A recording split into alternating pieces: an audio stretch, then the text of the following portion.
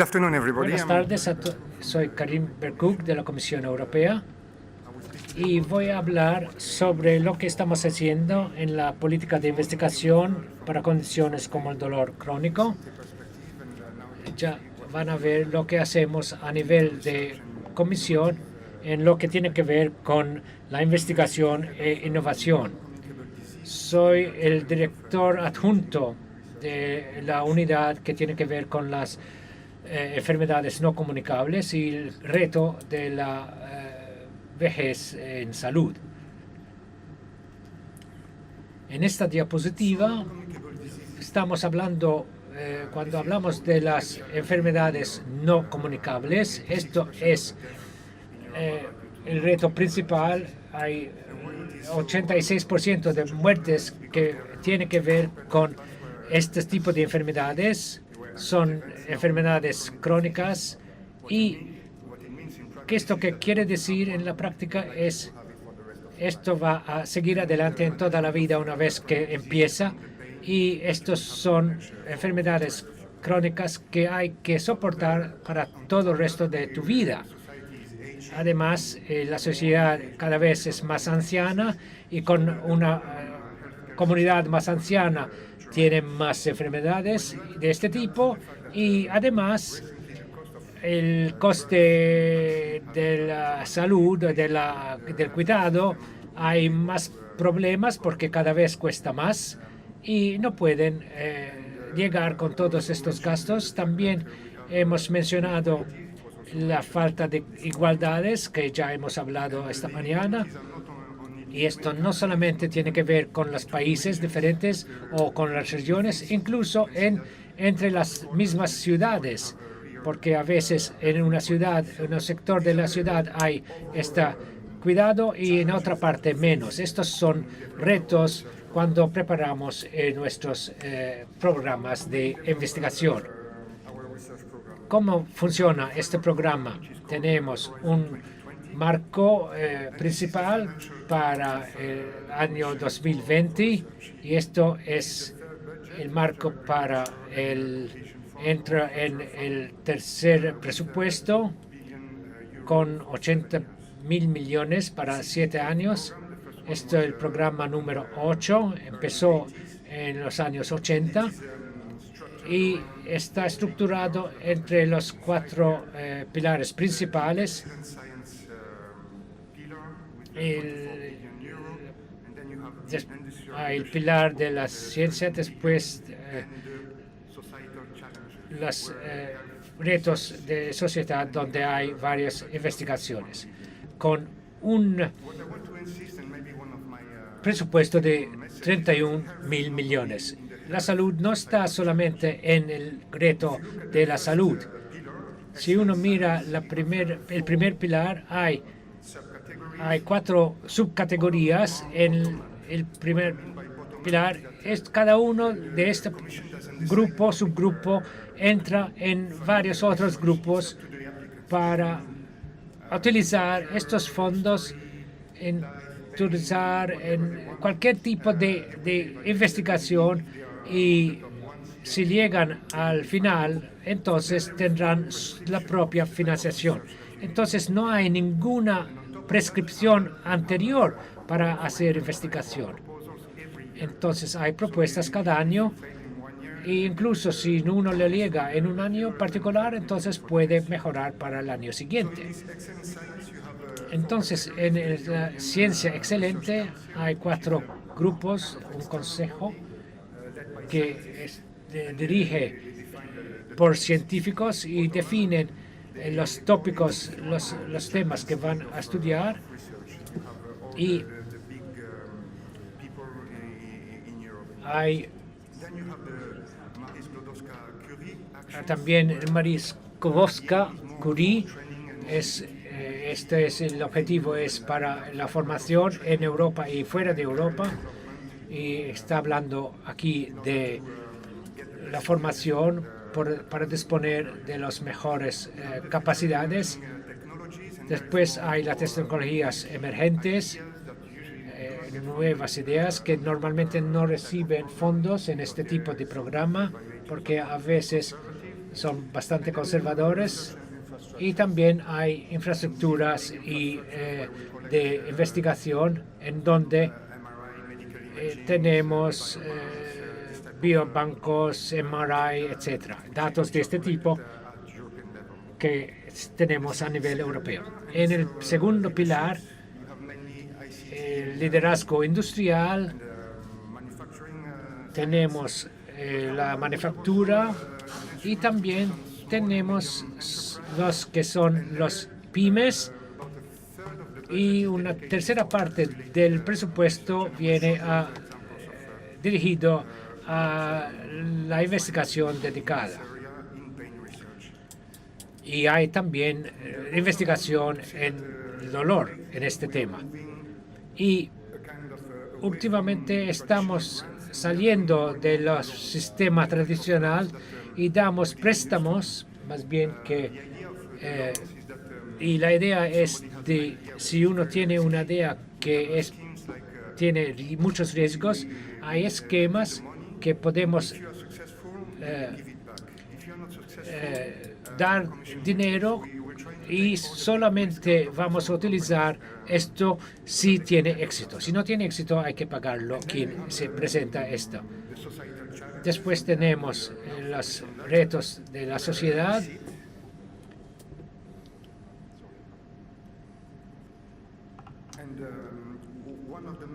Y el reto principal que tenemos es en el cambio demográfico, y allí donde trabajo yo personalmente. En estos retos estamos buscando de hacer inversiones en la investigación colaborativa. Empezamos por motivos políticos cuando teníamos varios investigadores, pero hemos visto que la mejor forma de hacer la investigación para permitir una investigación de forma multidisciplinaria y tratar estos retos tan difíciles. Con esta investigación colaborativa intentamos traducir la ciencia hacia el beneficio de los ciudadanos. Muchas veces hay nuevas ideas desarrolladas sin hacerles llegar a los directamente interesados. Entonces, hay que promover la forma de la ancianidad activa con salud. También vemos los resultados en la salud y también ofrecemos una base de evidencias para tener el desarrollo de políticas efectivas en el campo de la salud. No es el caso muchas veces que muchas de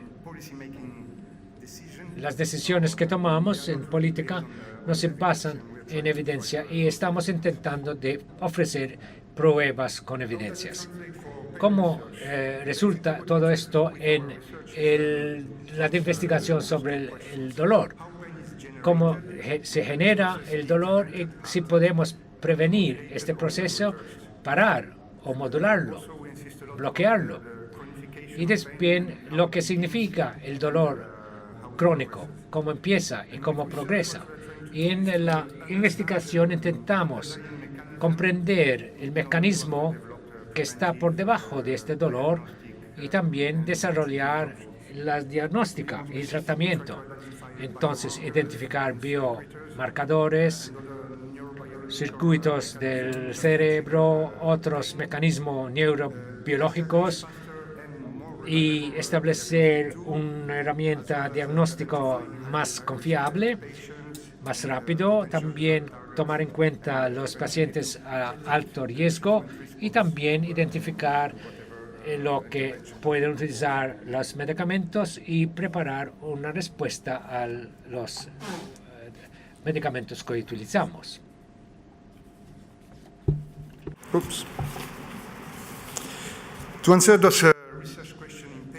En cuanto a la cuestión de la investigación sobre el dolor, tenemos varias actividades de la política. Primero, tenemos una política sobre la medicina personalizada.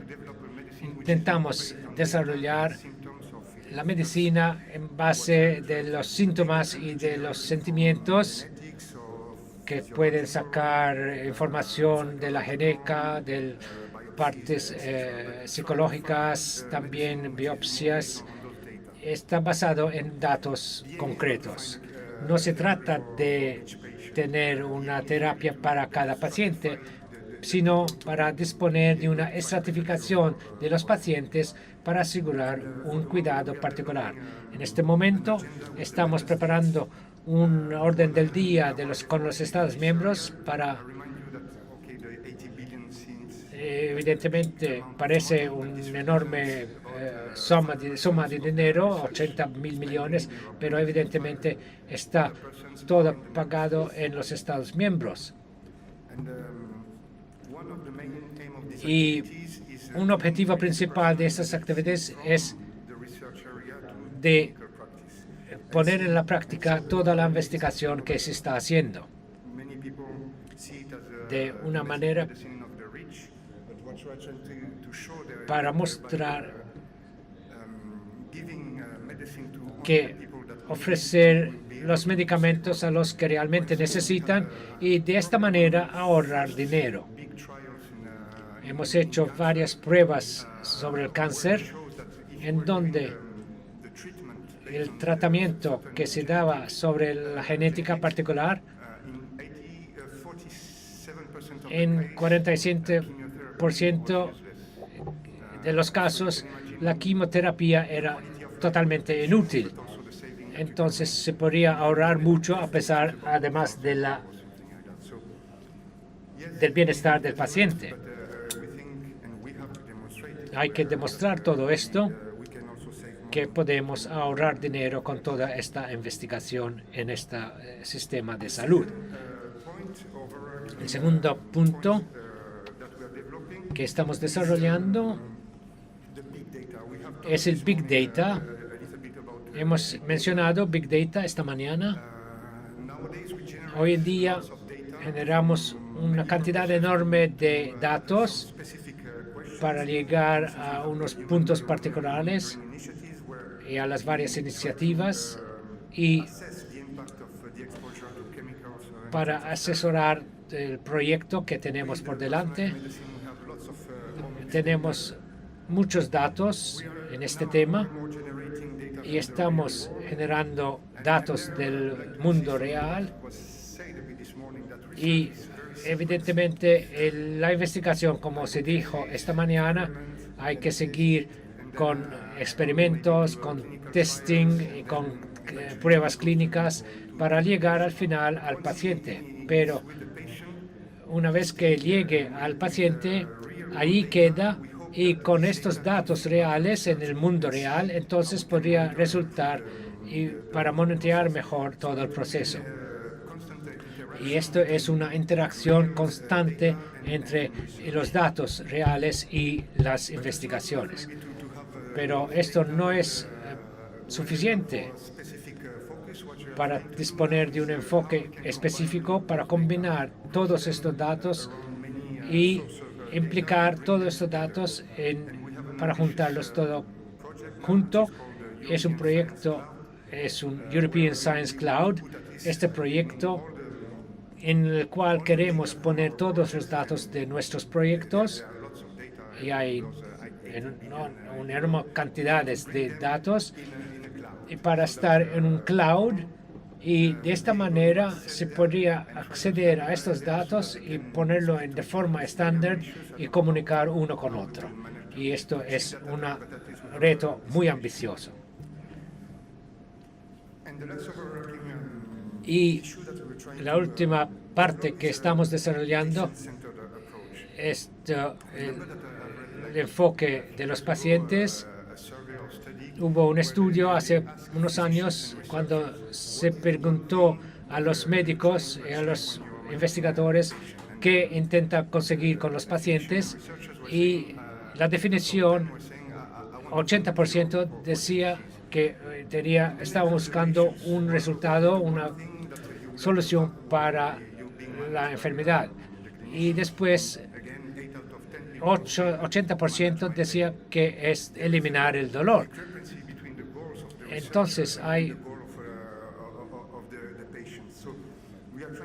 estamos intentando para ver cómo alinear las expectativas de los médicos, de los especialistas y por una parte y por otra de los pacientes para tener un diseño de política para, por ejemplo, en nuestro grupo de consejo tenemos varios representantes de las asociaciones de los pacientes de Europa, también muchos talleres con la participación de los pacientes con recomendaciones que hemos escuchado como los de hoy.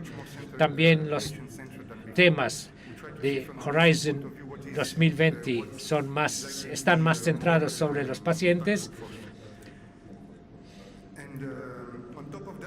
Y además hay mucha participación en nuestros proyectos por parte de los pacientes y hace 10 años era una excepción y ahora prácticamente tenemos más de la mitad de ellos que forman parte de la participación en nuestros proyectos. También ayudan mucho como complementos a los investigadores. También en la evaluación podemos ver claramente las ideas propuestas por parte de los investigadores que realmente los pacientes no quieren formar parte de ellos.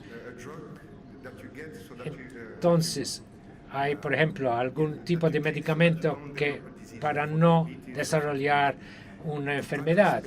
Y los pacientes en la práctica, una persona normal no quiere utilizar este tipo de medicamento porque no tiene la enfermedad. Entonces, están perdiendo mucho tiempo y entonces hubiera sido más conveniente utilizar la información relacionada directamente al paciente para también esto ayuda mucho en reclutar a los pacientes en las pruebas clínicas, comunicar los resultados al mundo entero. Y esto tenemos como consecuencia tantos pacientes. En la práctica, ¿cuáles son los fondos que llegan a la investigación del dolor? Del 2007 a 2000 tenemos 168 millones, prácticamente 17 millones sobre la investigación de dolor. Y hay varios tipos de investigación de frontera, también en la formación y movilidad. Hemos utilizado sobre dolor agudo, dolor crónico, biomarcadores, la tecnología, la detección temprana y también en las pruebas clínicas. Quería dar algunos ejemplos muy brevemente. El DolorRisk, el proyecto que intenta comprender los factores de riesgo que determinan el dolor neuropático, es un ejemplo de una medicina personalizada. Lo que pasa es que intentan certificar el paciente en base de los factores psicológicos y fisiológicos. Una vez identificado al paciente, entonces se puede disponer de un modelo de riesgo. Otros proyectos primero es Eurohead Pain, que intenta identificar los caminos para la migraña y también los biomarcadores en lo que tiene que ver con ataques de migraña. Después hay otro que es NGN PET para desarrollar terapias en base de mecanismos que van a interacciones neurogliales. Y quiero también señalar aquellos casos que vienen del instrumento de los pymes en el segundo pilar. Los pymes están trabajando muy activamente están intentando desarrollar y estamos desarrollando algunos. Aquí hay el monitoraje de pacientes en biomarcadores para reducir el dolor con acceso vascular repetitivo, también datos del TIC para tener estas herramientas que permiten el monitoraje, también un sistema de ofrecer una posibilidad de componentes analgésicos. Y estamos ofreciendo fondos a este tipo de pymes. También hemos utilizado fondos para cuidado paliativo, principalmente relacionados con el cáncer. Tuvimos 28 millones en los últimos 10 años y además de tratar el dolor agudo y crónico, también la gestión de cuidado multidisciplinario, también el acceso al medicamento y la evaluación económica para invertir en la calidad de vida de los pacientes. Otros ejemplos que en estos casos dan resultados. Yo voy a señalar aquí el EPCRC.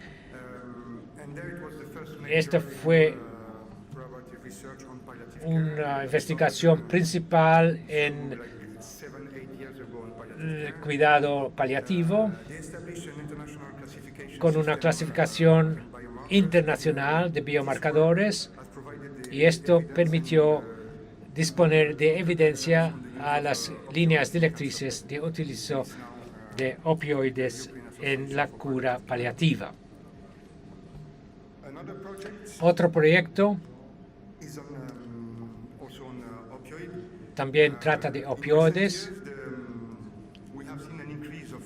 Un aumento del uso de medicinas controladas en los países desarrollados. Estamos viendo un poco el control, el acceso a drogas ilícitas, y han estudiado en este estudio, en esta estrategia, con recomendaciones a los Estados miembros, y esto estaba estudiando la legislación disponible y la posibilidad de educación a los profesionales, la idea fija cultural que existe en los países, y hay recomendaciones específicas para mejorar el acceso a estos tipos de medicinas. Y esto llevó a las líneas directrices de la Organización Internacional de la Salud, y es un tipo de proyecto que da la posibilidad de tener evidencia para después tener políticas sobre el tema. También tenemos un partenariado con la industria de medicamentos. Esto va a hablar de esto después, pero quiero señalar simplemente que es un partenariado entre la Comisión Europea y la industria, y la industria da la mitad del dinero necesario para la investigación, y de esto va a hablar más tarde. Y aquí, para finalizar, las actividades de política planificada para el año próximo, este año y el próximo año. El mercado único digital es uno de los muy importantes con el del presidente Juncker. Se ha señalado esta mañana, y la comunicación sobre lo que intentamos hacer para esta transformación digital, y también esto salió en la mitad de mayo de 2017, y la idea es de cómo mejorar, utilizar los TIC en el sistema de la salud, y utilizar los datos y compartir los datos entre los países, etc. estamos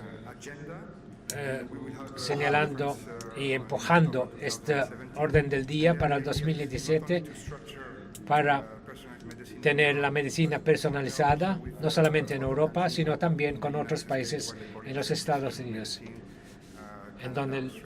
en Canadá, en Australia, que tienen este tipo de medicina personalizada. Estamos trabajando a nivel europeo en el asesoramiento de la tecnología en la salud, a ver si hay mejores valores de lo que ya existen. La diferencia de lo que ya existe no es tan establecido bien, entonces hay que trabajar también sobre este llamado European Open Science Cloud. Vamos a tener una cumbre sobre este tema. Por último, lo que viene en los próximos años en el programa 2018-2020 es un preaviso. Esto va a publicarse en el 2017. Entonces siempre estamos hablando de medicina personalizada, salud global, insistiendo sobre el medio ambiente, el bienestar, también el TIC para la ancianidad activa. Estas son palabras principales que vamos a intentar en este programa que tenemos para el 2018-2020. Estos son algunos de los temas que vamos a tratar en este periodo. Y con esto quiero terminar. Muchas gracias.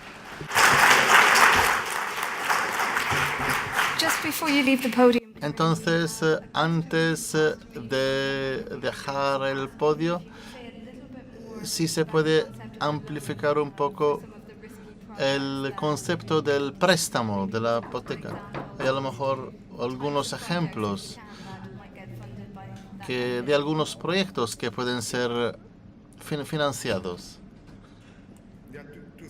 Hay dos aspectos sobre esto. Primero es un esquema general donde nosotros proporcionamos estos préstamos.